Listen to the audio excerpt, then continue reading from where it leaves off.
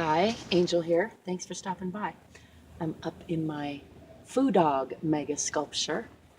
It's kind of roughly finished. I called it finished last summer and threw some color on it, but up here I intend to build a bird's nest with some giant egg pillows to hang out in. You can see there's a tree. It's winter time, so there's no leaves right now, but in the summer it's kind of covered with tree branches and leaves. It's pretty nice up in here.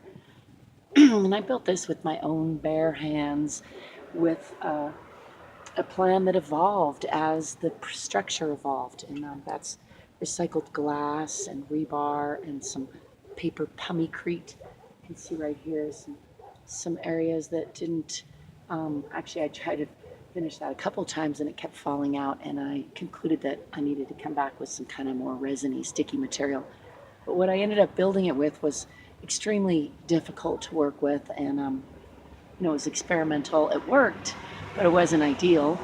And excuse me, I'm certainly not sorry that I did it that way, because I learned a lot, and that was the intention of the project. You can hear there's a lot of traffic all of a sudden out there, but nonetheless, in all that learning, I came to some conclusions. What I learned was that other ways would have been easier. And I guess that's what I'm thinking about right now, is that you can't know that until you try something a lot of times. I mean, yes, with the internet, whoa, with the internet, we are, hi, we're able to learn more from each other than we could in the past, or we were able to learn easier from each other, I should say. But still, there's nothing like hands-on. You can read about, I can talk to you even about this all day long, but until you've actually tried something like it, you have really no real idea, no concrete knowledge about how to really do it, and no real learning from it. So back to my initial thought about creativity is it takes the willingness to fail. We've talked about this quite a bit before. Lots of people talk about it, and I know I've talked about it, but I was just contemplating that more today, is that as much as we'd love to know that we're not going to fail, and as much as it's good to research and learn and do our best to do well, you have to be willing to just be a total failure, to just totally do it wrong sometimes in order to learn. You have to be willing to just at some point embark on the idea as you can best perceive it, or even so, like for example with this, I had some visions. I didn't have a super clear vision, but I knew from experience, because I've worked with clay and other mediums, that that the way I work is kind of driven by seeing what it's going to look like in the end. So instead of having a really clear vision and then trying to drive my material to conform to that vision, I get a loose vision. Like initially I just actually had a vision for a root cellar and storage area for this, and then I decided, well, I was going through all this learning and all this work, that I should make it into a sculpture, because that's what I used to do on a smaller level, was multi-medium sculptures. And it occurred to me, oh, actually I used to kind of fantasize about building size sculptures when I was in ceramics class way back in my undergrad years. So I decided to try that with this, and that quickly evolved into the Head Hutt, which I don't know if we can see it back over there. It's in the same yard on the other side of this tree. See that white roof? It's the Head Hutt.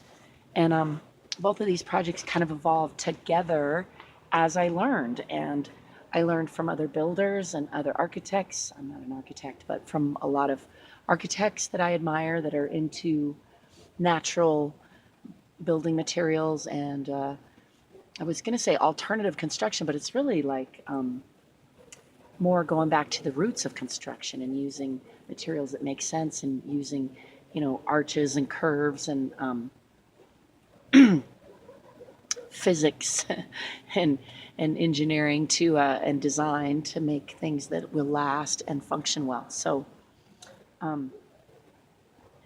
all of the architects that inspire me are people who also experiment. They're willing to make mistakes too. They got creative. They created new looks, new designs by taking what they already knew, taking old technology that was already proven, and then experimenting with it, trying different stuff, and having some failures.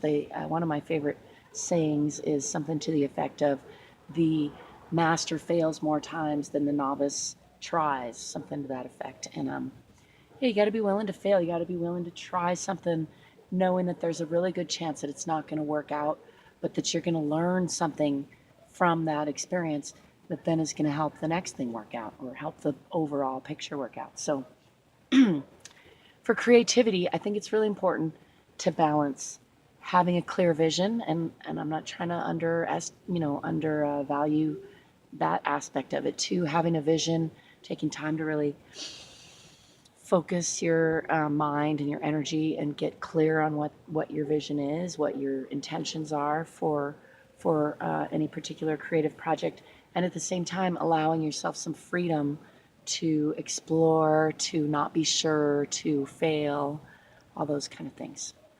That's what I'm thinking about right now. I hope you're enjoying a sunset or a sunrise or an afternoon or a late night somewhere, wherever you are. I'm enjoying a kind of dark and cloudy sunset. It was a little brighter a few ago. It's not too cold. It's the beginning of January in Albuquerque, and usually we have some snow and some more coldness. I'm hoarse from singing this weekend up in Towson here, so forgive my squeaky voice. Anyhow, thank you for joining me. Let me know if you have anything to say about creativity. I'd love to hear it. Shoot me a message down below, and or off to the side, depending on where they're putting things these days. And till next time, peace, prosperity, and possibilities.